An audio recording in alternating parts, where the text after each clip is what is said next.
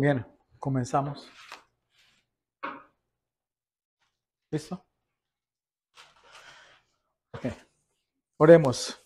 Amantísimo Padre Celestial, te estamos dando gracias por este día. Gracias, Señor, por darnos la bendición de estar aquí. La bendición, Señor, de tener todos los recursos necesarios para en esta mañana venir ante tu presencia, Señor. El tiempo, eh, todo, Señor, que tú has dispuesto para que en esta mañana, Señor, te honremos y te glorifiquemos. Y Señor, y que todo lo que nosotros hagamos sea para tu honra y para tu gloria, Padre Santo, Señor bendito, y para la edificación de tu obra, Padre Santo, e igualmente para la salvación de las almas, y que todo lo que nosotros hagamos, Señor, sea con el único propósito de que tu reino se extienda aquí en la tierra. Señor, ese es el único propósito que debemos de tener en nuestro corazón y que nuestra vida, Señor, sea un sacrificio constante, Señor, en honor a ti. Amén. Padre Santo, te damos gracias en este día, Señor. Amén. Amén. Amén. Muy bien. Seguimos con Romanos. Hoy vamos a... Está la lección número 36 y nos vamos a referir a lo que es la elección soberana de Dios. La elección soberana de Dios. Y vamos a dedicarnos a Romanos capítulo 9, desde el versículo 6 hasta el 13. Desde el versículo 6 hasta el 13. Y vamos a ir leyendo algunos pasajes de la escritura al mismo tiempo. Bien. El domingo pasado nos habíamos referido nosotros esencialmente a los 5 primeros versículos del capítulo 9, en el cual nosotros veíamos que los judíos habían rechazado a Jesús. Y eso hizo que Pablo escribiera en sus primeros 3 versículos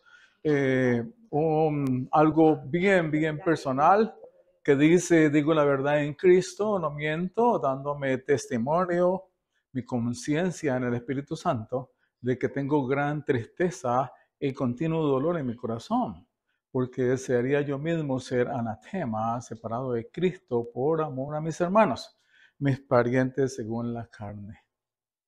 Habíamos visto nosotros que en este tiempo la situación del pueblo judío era bien crítica y por lo tanto se estaba pasando por muchos problemas, no solamente los judíos, sino también los mismos cristianos.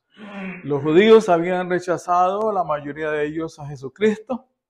Él dice que su propia raza, su propio pueblo lo habían rechazado el evangelio. Los mismos judíos al cual Pablo pertenecía, y era una realidad que Pablo entonces enfrentaba, y que sin embargo, a pesar de eso, él nunca cambió el evangelio ni lo puso al servicio de los judíos, ni lo puso al gusto de los judíos, que pues era algo que él había podido hacer.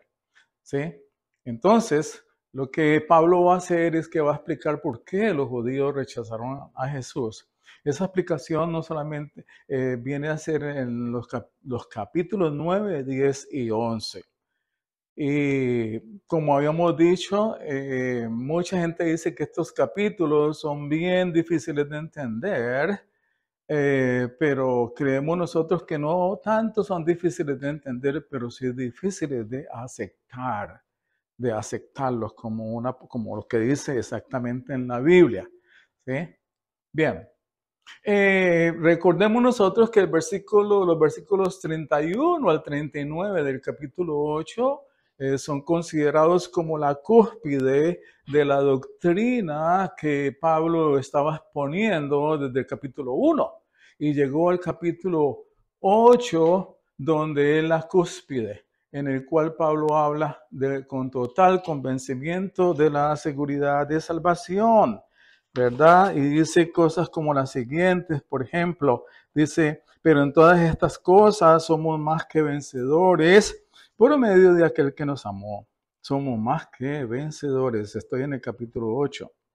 Porque estoy convencido de que ni la muerte, es un pasaje bien precioso, porque estoy convencido de que ni la muerte, estoy en 8:36, 37, pero en todas estas cosas somos más que vencedores, Romanos 8:26. De que ni la muerte, ni la vida, ni ángeles, ni principados, ni lo presente, ni lo porvenir, ni los poderes, ni lo alto, ni lo profundo, ni ninguna otra cosa creada nos podrá separar del amor de Dios que es en Cristo Jesús, Señor nuestro. Esta es una apología acerca de lo que es la salvación, la seguridad completa que tenemos nosotros los cristianos acerca de la salvación, que somos salvos y que nada nos podrá separar de Dios. Amén. ¿Sí? No estamos un día salvos y otro día no salvos. Un día no salvos, otro día salvos. No, somos salvos. Exactamente. ¿Sí? Pero había un problema, como habíamos visto nosotros en la clase del domingo pasado, ¿qué había pasado con Israel? El pueblo escogido de Dios, ¿qué pasó con la salvación de ellos? Acuérdense que estamos nosotros en un tiempo, Pablo está escribiendo el libro de los Romanos, más o menos hacia el año, exactamente como el año 56, 57 después de Cristo, ¿sí? 56, 57 después de Cristo. Y en ese tiempo, pues ya había pasado lo que fue la expulsión de los romanos de Roma a través del emperador Claudio. Los romanos. Gracias por corregir. De los judíos. Y junto con los judíos de los mismos cristianos. Porque prácticamente en estos tiempos no había una división clara entre judíos y cristianos. Se consideraba que los cristianos era como una disidencia de los judíos, ¿sí? Como muchas veces ha pasado, ¿sí? Como por ejemplo la iglesia nuestra se llama la PSA. Nosotros fuimos una disidencia de la gran iglesia histórica presbiteriana de Estados Unidos. Y de ahí salieron dos, la PSA, que somos nosotros, y la otra PSUSA. Dos iglesias presbiterianas que somos muy, pero muy distintas, ¿sí? Entonces, en ese tiempo se consideraba que los cristianos eran como sencillamente una disensión de los judíos. Pero con esta expulsión vienen grandes cosas y vienen también problemas, porque ¿qué pasó con la iglesia en Roma? Que prácticamente la iglesia en Roma quedó a un punto de desaparecer. Porque todos los judíos y todos los cristianos, la mayoría de ellos fueron expulsados. Y la gran obra, con grandes perspectivas que se veía en Roma, llegó a un momento en que prácticamente quedó en cero, ¿sí? A comenzar de nuevo. ¿Sí? Esa es una de las características que uno, de los problemas que uno va a enfrentar cuando está plantando una iglesia. Que tiene 30 personas y rebaja 10. Y luego vuelve y comienza. ¿Sí? Así es. Entonces, eso. ¿Qué pasó entonces con la salvación de los judíos, siendo que Dios había escogido a Israel y había escogido a los judíos como su pueblo? ¿Qué pasó con la salvación de ellos? Porque algunos judíos habían creído la mayoría no habían creído, habían sido rechazados. Y acuérdense ustedes que fue tanta, pero tanta la oposición de los judíos a Cristo. Fue tanta, pero tanta la oposición de los judíos y abierta a Cristo que esto se volvió un problema tan grave en Roma que el emperador tuvo que tomar cartas en el asunto. Fue una abierta oposición de los judíos a ellos. ¿Sí? Y eso está escrito no solamente en la Biblia, sino en varios libros de historia escritos por los mismos romanos, como el historiador Suetonio, fue uno de los que habla que habla de Cristo, ahí dice Christus, Cristo. ¿Sí? Bueno, al mismo tiempo, miren ustedes, las cosas, Dios las tiene para bien, ¿sí? Como decía Romanos 8:28, ¿sí? Todas las cosas que le suceden a nosotros los cristianos son para bien, a aquellos que son llamados de acuerdo con la voluntad de Dios. No es que las cosas no salgan bien, sino que son para bien. Y entonces en este caso se presentó una separación progresiva entre judaísmo y cristianismo. Los judíos cada día se separaron más y más y más de los cristianos y los cristianos también de los judíos. Después de eso, vamos a ver nosotros más o menos al siglo II después de Cristo, cómo los judíos toman ya una constitución muy, pero muy, muy determinada. Y es la época en que se escribe el gran libro de los judíos que ya lleva por nombre el Talmud, ¿sí? Que recoge todos los escritos de los rabinos y de los más grandes eruditos judíos, ¿así? El Talmud, algo así muy parecido a lo que son las encíclicas de los papas, ¿no? Cada papa escribe una encíclica. Y esa encíclica tiene el mismo valor y el mismo poder de la Biblia, de la palabra de Dios. Estaba pensando ahora que ahora el cristianismo se está pareciendo al judaísmo. Se está pareciendo. El cristianismo se está pareciendo al judaísmo y practicando las mismas cosas que ellos practican. Y antes era que una separación progresiva entre judaísmo y cristianismo. No. Entonces el cristianismo dejó de ser una religión étnica y pasó a ser una religión multiétnica porque comenzó a abarcar y a aceptar todos la gente de otras nacionalidades y la circuncisión como un requisito de entrar a la religión judía, pues ya eso entre el cristianismo no va a existir. Entonces, Pablo se hace una primera pregunta. ¿Se ha frustrado la promesa que Dios le hizo a Israel? ¿Sí? Como muchas personas han pensado, no, lo que pasa es que Dios no fue fiel a los judíos, ¿sí? Sacó a los judíos y entonces esas promesas que le hizo, pues Dios no las cumplió. Se frustraron en algún momento esas promesas, tal vez los judíos hicieron algo que no estuvieron muy de acuerdo con Dios y entonces Dios dijo, bueno, hasta aquí llego con los judíos. ¿Será eso? ¿Será que la palabra y las promesas que Dios hizo a Israel fracasaron? Y entonces aquí viene la respuesta, ¿sí?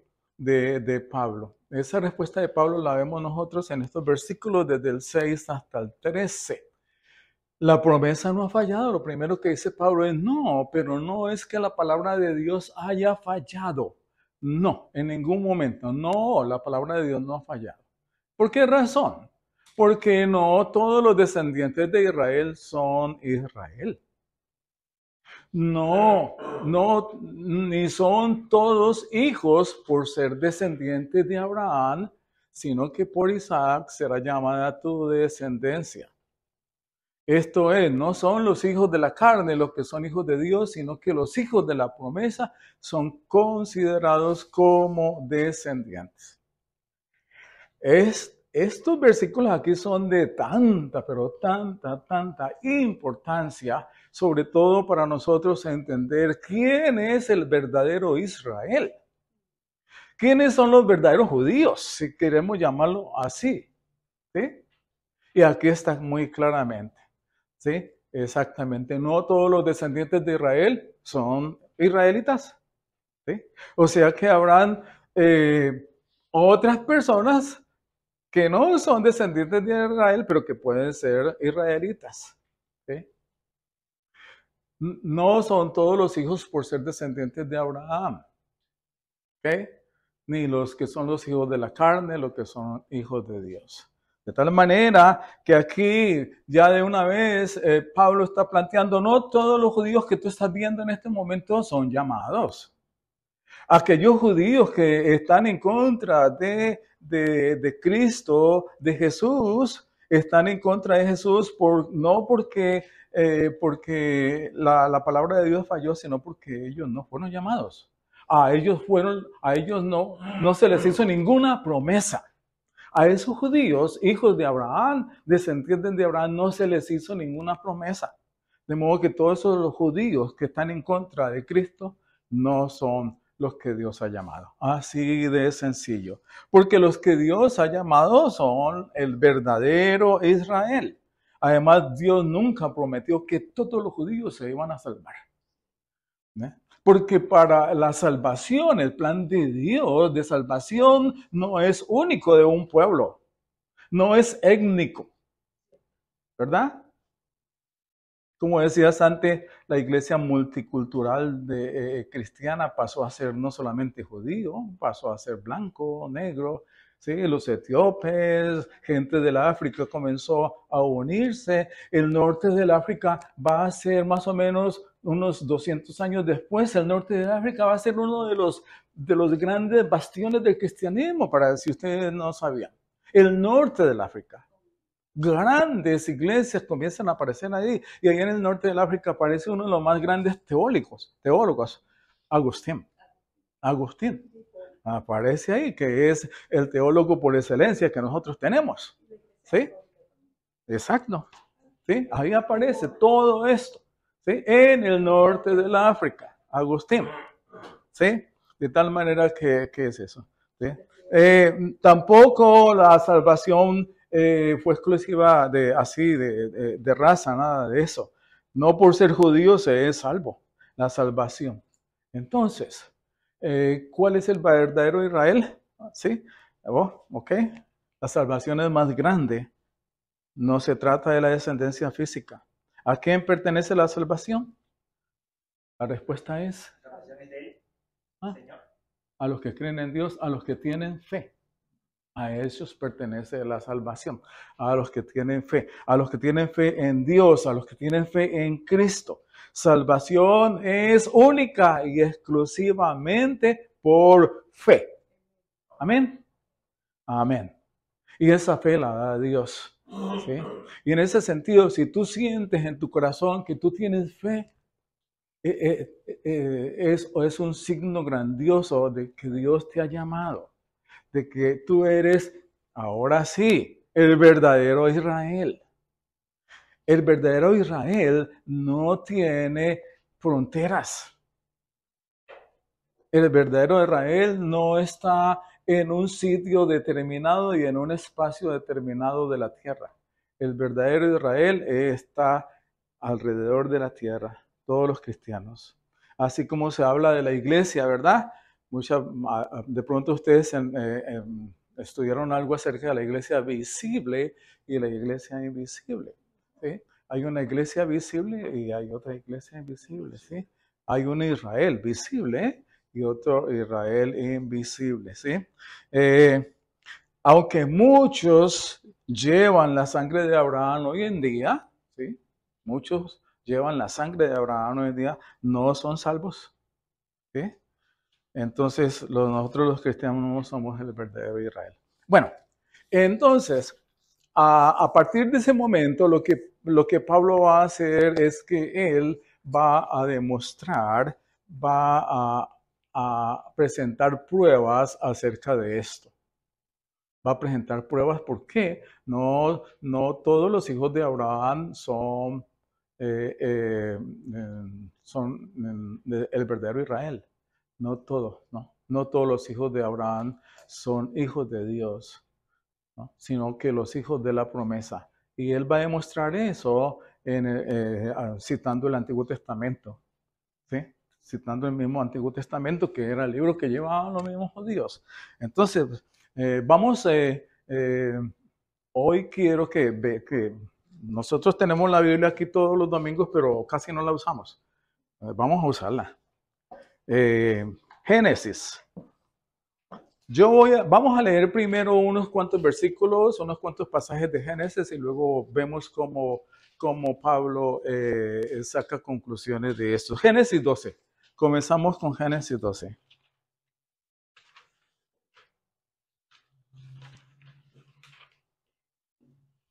Desde el 1 hasta el 3. ¿Lo encontraron? Amén.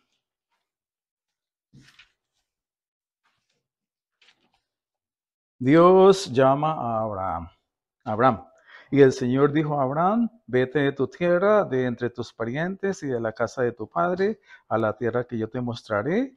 Haré de ti una nación grande y te bendeciré. Engrandeceré tu nombre y serás bendición. Bendeciré a los que te bendigan y al que te maldiga, maldeciré. En ti serán benditas todas las familias de la tierra. ¿Ok? Hasta ahí. Amén. Esa es la promesa que Dios hace a Abraham, que toda la descendencia de Abraham va a tomar la tierra, va a tomar esa tierra. Y luego vamos al Génesis 13, el que sigue, y en Génesis 13 veamos los versículos 14 al 17,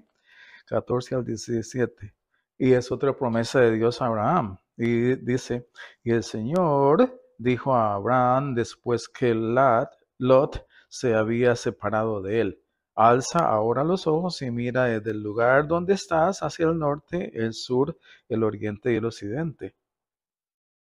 Pues toda la tierra que ves te la daré a ti y a tu descendencia para siempre. Haré tu descendencia como el polvo de la tierra, de manera que si alguien pueda contar el polvo de la tierra, también tu descendencia podrá contarse. Levántate, recorre la tierra a lo largo y a lo ancho de ella, porque a ti te la daré. ¿Sí? Una promesa en donde todos los descendientes de Abraham van a estar en toda la tierra, alrededor de toda la tierra. Vamos a Génesis 15. Versículos desde el 2 hasta el 6. Y Abraham dijo, oh Señor Dios, ¿qué me darás, puesto que yo estoy sin hijos y el heredero de mi casa es Eliezer de Damasco? Dijo además Abraham, no me has dado descendencia y uno nacido en mi casa nacido en mi casa es mi heredero. Pero la palabra del Señor vino a él diciendo, tu heredero no será este, sino uno que saldrá de tus entrañas, él será tu heredero.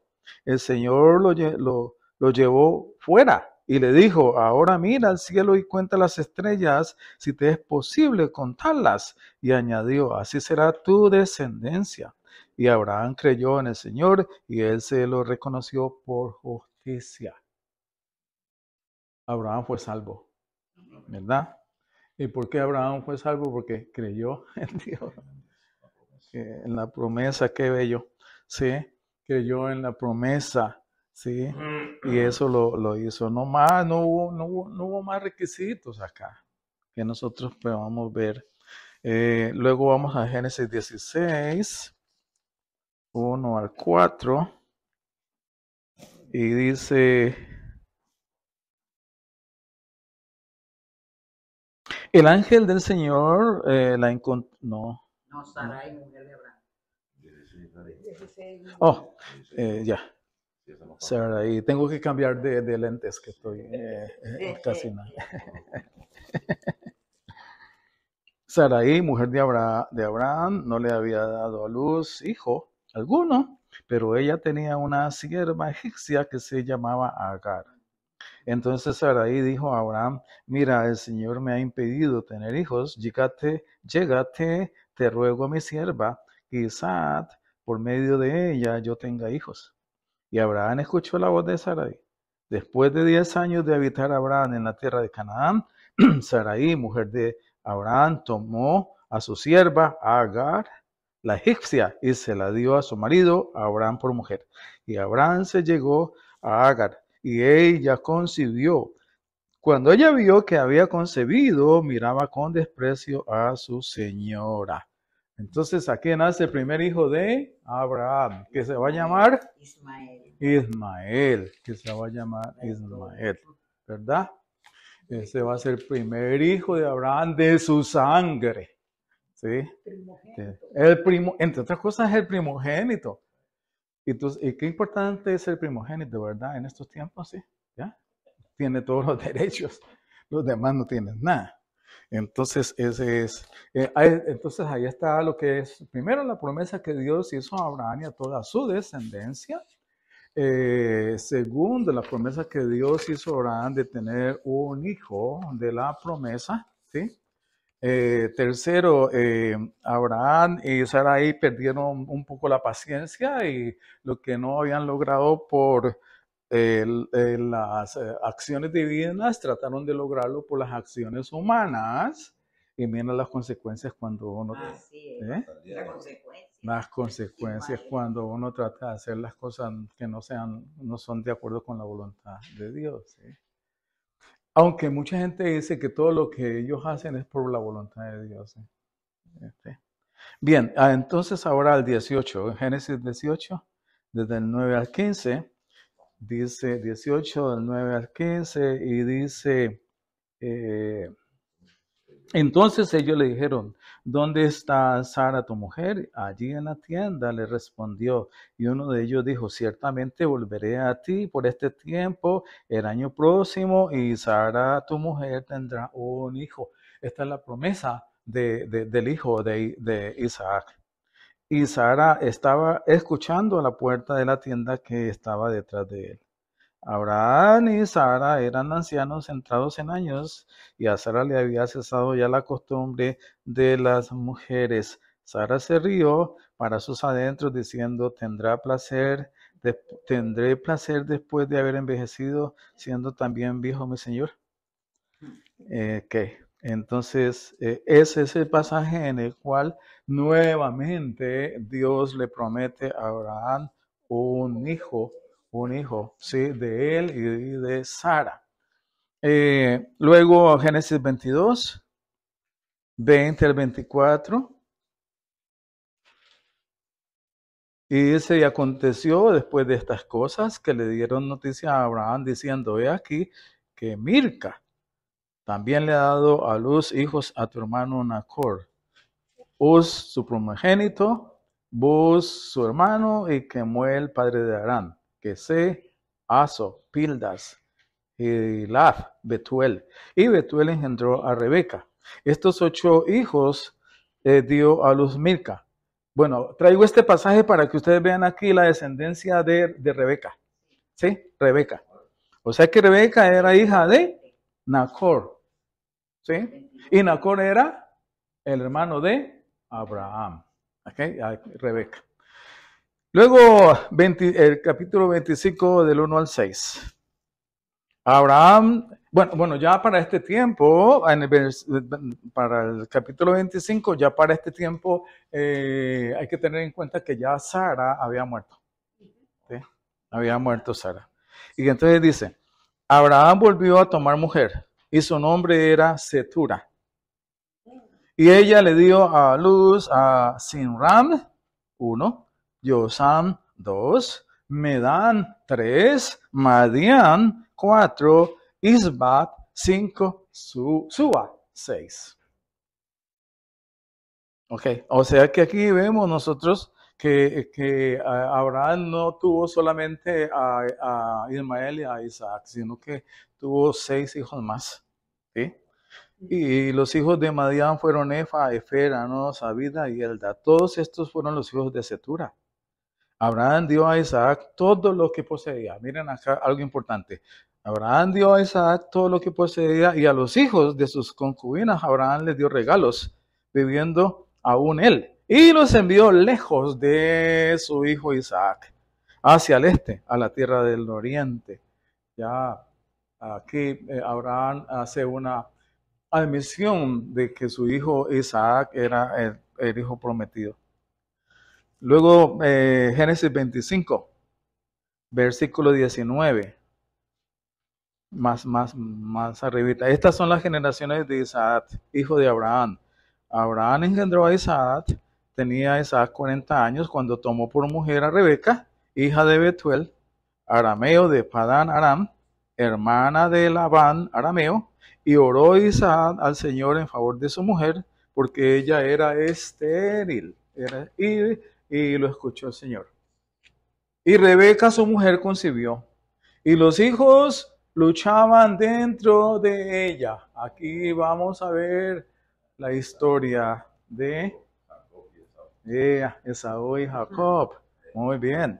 Y ella dijo, si esto es así, ¿para qué vivo yo? Y fue a consultar al Señor. O sea, Rebeca consultó al Señor. Y el Señor le dijo, 2 naciones hay en tu seno, y 2 pueblos se dividirán desde tus entrañas. Un pueblo será más fuerte que el otro, y el mayor servirá al menor. Y cuando se cumplieron los días de dar a luz, he aquí, había mellizos en su seno. Salió el primero rojizo, todo velludo como una pelliza, y lo llamaron Esaú. Y después salió su hermano con su mano asida al talón de Esaú. Ok, aquí comienza pues la historia. Jacob tuvo que agarrarse de Esaú. Y lo llamaron Jacob. Isaac tenía 60 años cuando ella los dio a luz. ¿Yeah? Génesis 29, 31 al 35. 29. 31 al 35. Y sí, vio el Señor que Lea era aborrecida y le concedió hijos. Pero Raquel era estéril y concibió Lea y dio a luz. Raquel Raquel era la esposa de Jacob. Pero la camó. Pero la camó. Sí. La camó de verdad. Y Lea era La que él amaba. Y concibió Lea y dio a luz un hijo y le puso por nombre Rubén. Pues dijo, por cuanto el Señor ha visto mi aflicción, sin duda ahora mi marido me amará. Concibió de nuevo y dio a luz un hijo y le dijo, por cuanto el Señor ha oído que soy aborrecida, me ha dado también este hijo. Así que le puso por nombre Simeón. Concibió otra vez y dio a luz un hijo y dijo, ahora esta vez mi marido se apegará a mí, porque le he dado 3 hijos. Así que le puso por nombre Leví. Concibió una vez más y dio a luz un hijo. Y dijo, esta vez alabaré al Señor. Así que le puso por nombre Judá. Y dejó de dar a luz. Bueno, esta es la historia triste de Lea. ¿Sí? Pero de esa tristeza salió una historia fantástica, ¿eh? Lea. Porque Lea era la hija mayor de Labán. ¿Sí? Y su hermana Rebeca pues era menor y claro que en esos tiempos la primera que tenía que casarse era la hermana mayor. ¿Sí? ¿Sí? Bueno, es eso. Acá hay historias de mentiras, engaños y todo eso. ¿Sí? Bueno, entonces ahí llevamos 4 hijos de Jacob, ¿verdad? 4 hijos. Porque como es Elizabeth, Jacob realmente amaba era a Raquel. Él no amaba a Lea, pero pues tuvo que casarse con ella. ¿Sí? Pero vamos al 30, 1 al 13. Pero viendo Raquel que ella no daba hijos a Jacob, tuvo celos de su hermana y dijo a Jacob, dame hijos, y si no, me muero. Entonces se encendió la ira de Jacob contra Raquel y dijo, ¿estoy yo en lugar de Dios que te ha negado el fruto de tu vientre? Y ella dijo, aquí está mi sierva Bilha, llégate a ella para que dé a luz sobre mis rodillas, para que por medio de ella yo también tenga hijos. Y le dio a su sierva Bilha, por mujer, y Jacob se llegó a ella. Bilha concibió y dio a luz un hijo a Jacob. Y Raquel dijo, Dios me ha vindicado, ciertamente ha oído mi voz y me ha dado un hijo. Y Raquel dijo, un hijo.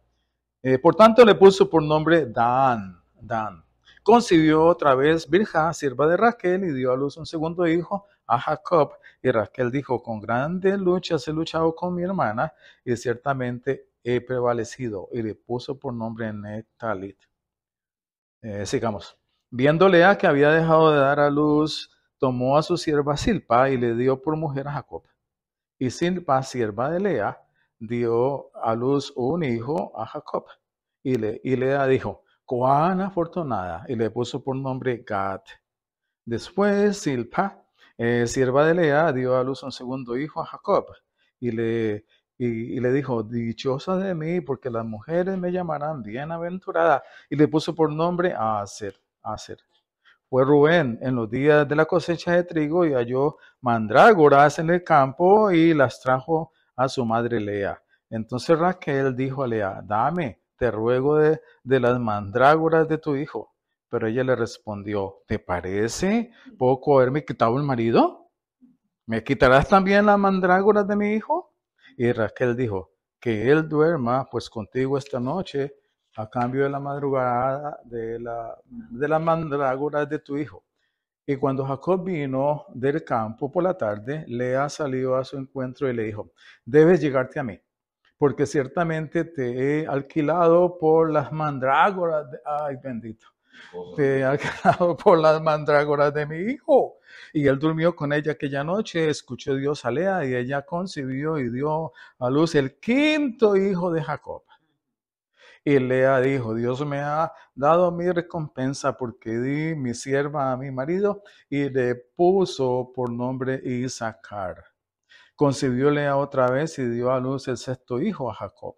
Y Lea dijo, Dios me ha favorecido con una buena dote. Ahora mi marido vivirá conmigo porque le he dado 6 hijos. Y le puso por nombre Zabulón. Después dio a luz una hija y le puso por nombre Dina.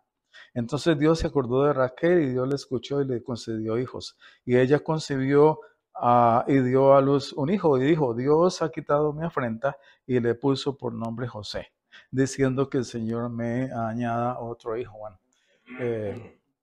esta es la historia que yo he querido leer para que ustedes vean todas las cosas que están sucediendo aquí. Buenas, pues, malas, cosas buenas, cosas malas. ¿Ah? Raquel muere. Ella muere ahí Cuando tuvo el otro, José no. y al otro. Después de José viene otro hijo. Ya. Viene Benjamín. Viene Benjamín y cuando ella estaba teniendo Benjamín, ella muere ahí. Ya, sí. Aquí falta Benjamín. Sí. Bien, entonces luego voy para el Génesis 35, que es el último. Dice 35:22.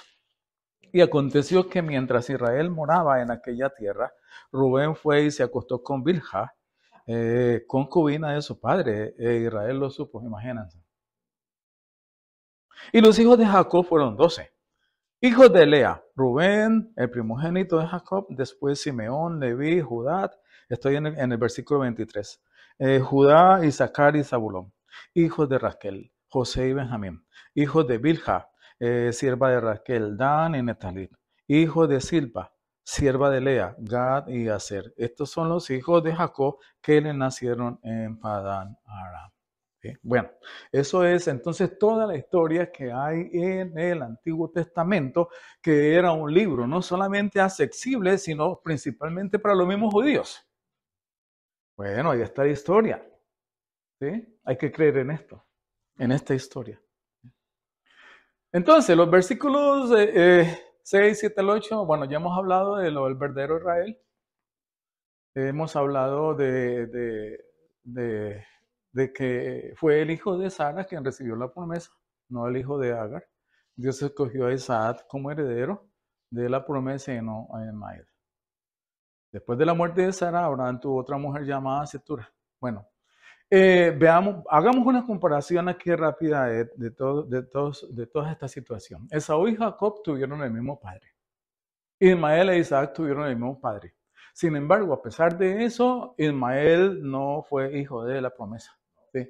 Jacob, Esaú tampoco fue hijo de la promesa. Ni Esaú ni Ismael. A pesar que ellos tenían un padre que eran hijos de la promesa. Entonces, no es por padre que se tiene la promesa. Esaú y Jacob tuvieron el mismo padre y la misma madre. Ambos, sí. Pero no fue el caso de Ismael y Isaac. ¿Por qué razón? Porque Ismael fue hijo de una esclava. Entonces, una esclava egipcia. Entonces sería que por esa razón Dios no escogió a Ismael porque era hijo de una mujer esclava. Pues no, esa tampoco fue otra razón, porque más adelante vamos a ver que no. ¿Sí? Jacob y Esaú fueron mellizos, fueron concebidos al mismo tiempo, estuvieron en el mismo vientre al mismo tiempo. Sin embargo, el uno fue aceptado y el otro fue rechazado, siendo que nacieron exactamente en la misma situación desde el mismo momento. Y sin embargo, existen razones entonces para decir que el uno fue escogido por una razón de nacimiento o un vientre distinto o una época diferente. No, nada de eso. Esaú nació primero, era el heredero natural. Sin embargo, la descendencia se le otorgó al hijo menor, a Jacob. Entonces, ¿será que Dios escoge a los judíos, a los primogénitos, porque son primogénitos? No, aquí no funciona también este requisito. La descendencia se le otorgó a Jacob. Y miren, esto es bien impactante, bien impactante. La descendencia se le otorgó a Jacob antes de que nacieran, antes de que ellos hubieran hecho algo bueno o malo. Algo bueno o malo. Esto es muy impactante.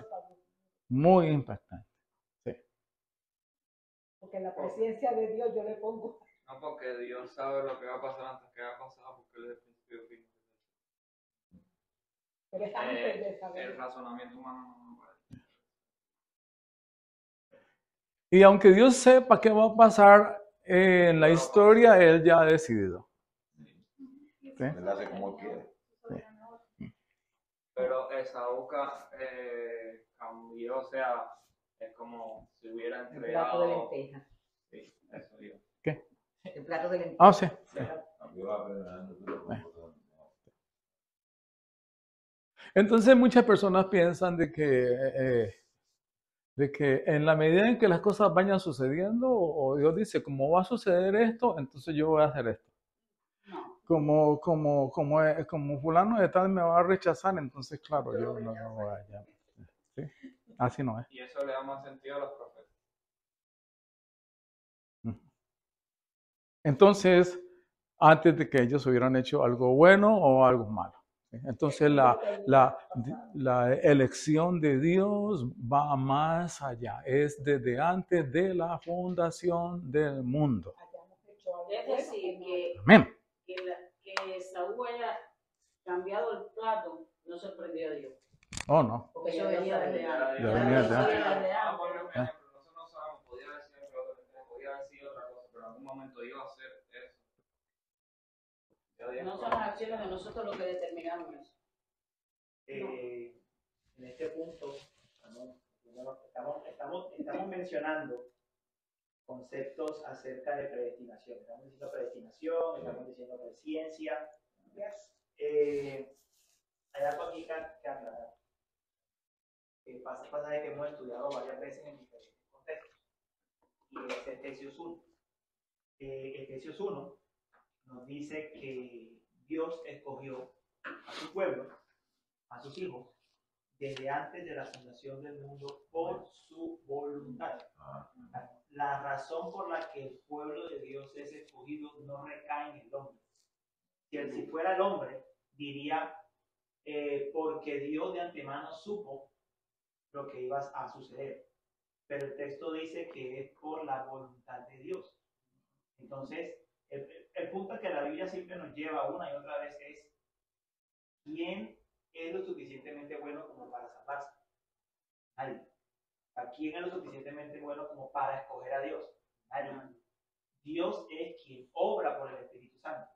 Y es el que hace la promesa de que yo cambiaré su corazón de piedra por un corazón de carne. O sea, Dios es el que hace el cambio porque Él conoce quiénes son sus hijos y efectúa el cambio en esos hijos. Ahí se ve la predestinación de Dios. Ujú. Eso así. Lo que Sí. tengo una duda No cambia. en el dijo ahorita. ¿Tienes una duda? Sí, de cuando Sarai, ¿no? O sea, da luz al primer hijo, Ismael. Verdad. Da el primer hijo. Sí, porque Sara no puede tener hijos. Eso Sara fue tuvo como. Isaac. Ella no tuvo la paciencia de esperar el momento porque era anciana, etc. Pero fue como que rompió, sí, desobedeció. Pero mi pregunta es, ¿el hijo como que culpa tiene? Porque el hijo no tiene capacidad de interactuar ahí. ¿Por qué le tocó eso a él? ¿Él tiene alguna opción de cambiar todo eso? No. Eso está en la predestinación de Dios. Eso estaba ya predestinado lo que iba a pasar así. Ese es el misterio que siempre hay. El misterio que siempre hay entre la soberanía y la responsabilidad. Es lo que intenta empezar la clase. Dios, el punto es, ¿en qué condición estamos los seres humanos sin Dios?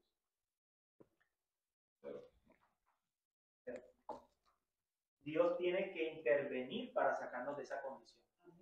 Entonces, sí, el ser humano es responsable porque el ser humano sigue en su vida de pecado y no responde al llamado de Dios. Pero la condición del ser humano es tal que Dios tiene que intervenir para que el ser humano responda. Entonces, Ismael vino al mundo por desobediencia de Abraham y Sara. Hay que decir las cosas como son. Pero cuando el texto dice que Agar miraba con desprecio a Sara, nos está mostrando la naturaleza espiritual de Agar. Agar es una mujer que no confía en Dios y que ahora se siente mejor porque tiene al hijo. Entonces, Ismael no es culpable de nacer, pero Ismael sí es culpable porque habiendo estado expuesto a las promesas en la casa de Abraham, no se arrepintió. Exacto, porque Ese tema es delicado, muy delicado. Me recuerda a Adán y Eva por una parte y por otra parte ahí se forman dos religiones, la musulmana y la cristiana. ¿Con Ismael? Sí, en sí. eso ellos tocan puntos diferentes. Bueno, sí, eso, mucha gente dice eso. eso vino Sí. después. Y también hay que Eso vino un considerar poco que, después. ¿cómo se llama? Que Israel fue esclavo de Egipto y la sierva era egipcia. O sea, ahí había algo también. Pero sí. O sea, Okay. la Biblia es la que te da. Pero tú estás fuera de tiempo también. Bueno, pero como yo,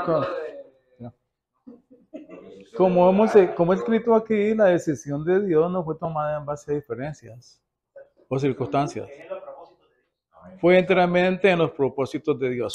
Entonces, mucha gente dice, pero bueno, ¿por qué Dios escogió a Jacob?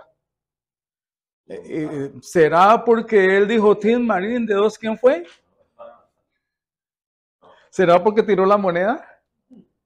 ¿O Dios no tuvo ninguna razón? Pues lo que la Biblia dice es que Dios sí tuvo razones, pero esas razones que tuvo Dios no tuvieron que ver con diferencias entre ellos, ni tuvieron que ver con circunstancias reales, sino que tuvieron que ver con los propósitos eternos de Dios. Amén. Ahí nació José. Los propósitos eternos de Dios, no lo básico, no lo temporal, no lo circunstancial, no lo físico, no porque el uno es velludo y el otro no, nada de eso, porque hay unos propósitos de Dios que son eternos. Y como esas son las razones, los propósitos eternos de Dios, entonces por esa razón es que Dios nos escogió antes de la creación del mundo, porque son propósitos eternos. Amén. Él lo pensó todo. Al principio. Pura voluntad. ¿Cómo lo iba a hacer todo? Ahora, hermano, en este tema, yo les pido tengamos paciencia. Sí. Porque son 3 capítulos que vamos a estar viendo en esta clase de escuela dominicana. 9, 10 Y 11. sobre la soberanía de Dios. Son 3 capítulos que Pablo se toma para explicar esto. Así que dejemos que él desarrolle el argumento. Y Pablo va a escribir las mismas preguntas que que tú, Vienen muchas que tú estás preguntas. haciendo. Pablo les escribe. Dice, después de esto, la siguiente pregunta que Pablo va a hacer es, ¿entonces qué? Si Dios hizo todo esto y escogió de acuerdo a su voluntad eterna, ¿quiere decir que Dios es injusto? Él hace como él quiere. Ah, Él es dueño de todo. Él lo sí. crea todo. Entonces, esa es la siguiente pregunta que él va a hacer en el versículo 14, y entonces se explica eso. Y después otra pregunta más. Ok, bien, entonces estamos hablando nosotros aquí exactamente de la descendencia. La descendencia física no garantiza el pertenecer al pueblo de Dios, pertenecer a Israel. Abraham tuvo 8 hijos y solo uno. Imagínense, uno se le concedió la promesa. En cambio, Jacob tuvo 12 en unas circunstancias.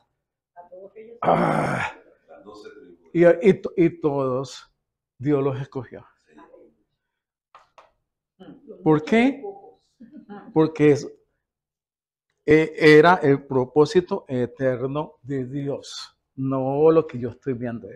Porque la fe es por el oír, y la fe es por las promesas que nosotros tenemos de Dios, ¿verdad? Es por eso.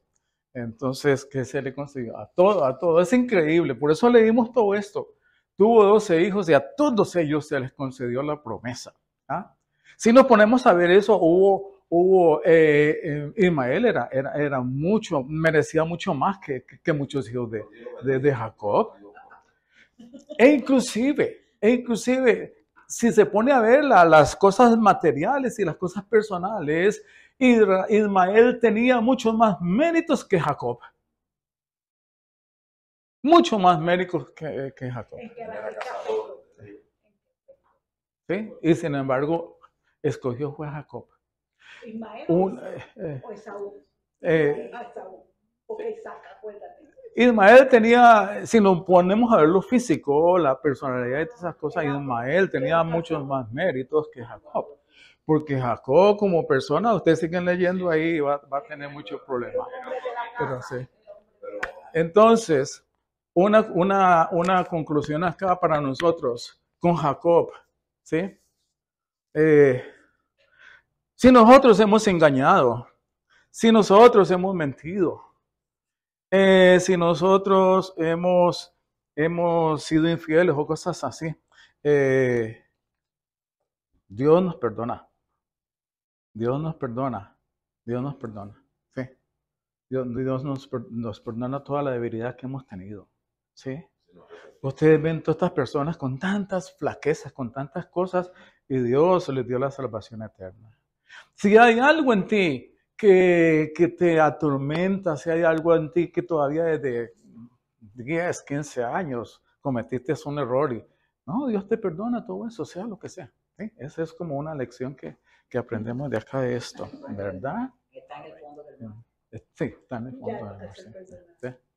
Muchas veces Dios nos perdona y olvida, pero nosotros seguimos sin olvidar. ¿Ah? Ok, los judíos que rechazaron el evangelio no habían sido, tengo 5 minutos más, no habían sido llamados por Dios. Una minoría creyó en el evangelio porque hacían parte de la promesa. Dentro de esta minoría estaban Priscila y Aquila. Yo quiero referirme un momentico a ellos, a Priscila y Aquila. Y quiero referirme a ellos porque, miren, ya hemos dicho la realidad de la historia, la realidad del cristianismo en estos momentos era bien tremenda, era desoladora, traía como depresión de lo que estaba pasando. Pero en esa minoría estaban Priscila y Aquila, un matrimonio. Entre otras cosas, esta historia es muy bonita porque es un matrimonio, ¿sí? Donde otra historia bien bonita, a pesar de que son un matrimonio, es Priscila quien lidera ese matrimonio, ¿sí? Entonces, yo traigo acá primero el matrimonio, una de las bases en que se construyó y se edificó la iglesia cristiana primitiva estuvo, por ejemplo, en este ejemplo de Priscila y Aquila, este matrimonio. Aquila era romano y Aquila había sido expulsado junto con su esposa Priscila en los tiempos de Claudio y ellos llegaron hasta Corinto. Y cuando ellos llegaron a Corinto, ahí llegó también Pablo y se encontraron ahí. Y una de las cosas que Priscila y Aquila, entre otras cosas, ya eran cristianos, ¿sí? Según dice en Hechos. Y ellos eran fabricantes de carpas, como era también el oficio de Pablo. ¿Sí? Y Priscila y Aquila y Pablo comenzaron una amistad muy cercana. Y en esa amistad, pues, Pablo le enseñó a Priscila y Aquila. El caso de que Priscila y Aquila se constituyen en un matrimonio, por ejemplo, en que los dos son misioneros. Entre otras cosas, tienen un tiempo en que viajan con Pablo. ¿Sí? Ellos son misioneros. Ellos tuvieron una casa en Efesio y ahí tenían la iglesia. Tuvieron una casa en Roma y ahí tenían una iglesia. ¿Sí? Un matrimonio que dedicaba su hogar al servicio de Dios. ¿Sí? A la hospitalidad. Entonces, Priscila y Aquila regresaron después a Roma. ¿Sí? Ellos después regresaron a Roma y continuaron allá con la obra del Evangelio, con el evangelismo. No estoy seguro si ellos alcanzaron a vivir después de Pablo. Creo que sí. ¿Sí? Creo que ellos sobrevivieron. Pablo creo que murió primero. ¿Sí? ¿Sí? Priscila y Aquila, un matrimonio que fueron líderes de la iglesia. En Hechos se dice que ellos fueron tan valientes que arriesgaron su vida por Pablo. ¿Sí? Demostrando una profunda lealtad y valentía. Priscila y Aquila trabajaron juntos, demostrando una igualdad en el matrimonio y en el ministerio, cosas muy raras para aquel tiempo. Inclusive en muchas partes se nombra primero a Priscila. ¿Sí? Ellos tienen un legado de fe. Y como dice Elizabeth, ellos tomaron una persona. ¿Quién? Apolos. ¿Sí? Tomaron a Apolos. ¿Sí?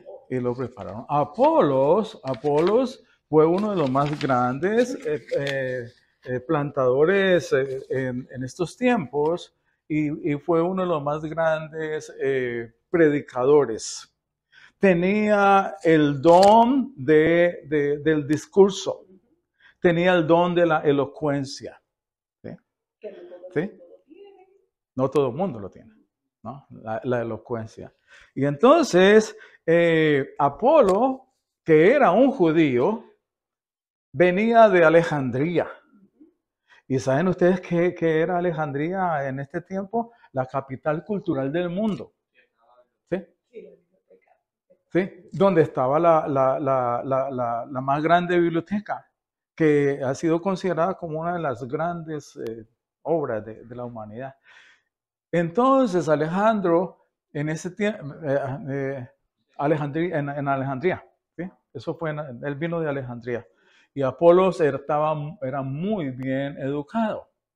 Y Priscila y Aquila lo oyeron predicando. Y después de que lo oyeron predicando, lo llamaron. Y bueno, establecieron relación con él. Y Priscila y Aquila se convirtieron en los mentores de él. Y mire, qué importante, a pesar de toda la historia educativa y académica de Apolos, sin embargo, él fue tan humilde que se dejó enseñar de Priscila y Aquila. Cuando Priscila y Aquila oyeron a Apolos predicando, ¿sí? Ellos dijeron, tiene el don, pero además de eso, le falta conocimiento del Evangelio. Le falta conocimiento del Evangelio. Lo que sí tenía Priscila y Aquila, que habían adquirido ese conocimiento de Pablo. ¿Sí? Tenían las dos cosas. De tal manera que traigo Priscila, traigo Aquila, traigo Apolos, porque entre esa minoría de cristianos eran una minoría, pero eran unos grandes héroes, eran unos hombres y mujeres de fe que siguieron adelante y que luego, años después, vamos a ver nosotros la iglesia cristiana creciendo cada día más y más. ¿Sí? De modo que muchas veces nosotros como cristianos nos sentimos un poco desilusionados porque somos muy pocos o algo así, pero no tenemos por qué desilusionarnos, porque el hecho de que haya una iglesia muy grande no quiere decir de que ellos son salvos. ¿Sí? No porque la iglesia sea muy grande y haga mucho ruido, quiere decir que sea la iglesia verdadera. Esto es lo que yo quiero concluir. No todos ellos son elegidos, porque Dios no elige de acuerdo con todas las cosas, porque la elección es de acuerdo a los propósitos eternos de Dios. ¿Sí? Amén. Amén. Oremos. Padre Santo, gracias, Señor. Gracias por tu misericordia. Gracias por tu amor. Gracias por tu gracia. Gracias, Señor, porque nos has llamado a todos nosotros.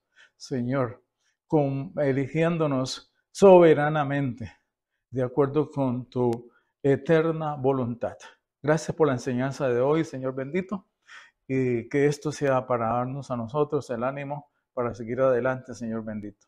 Gracias, Padre, por la belleza del Evangelio, la belleza de tu amor, Padre Santo.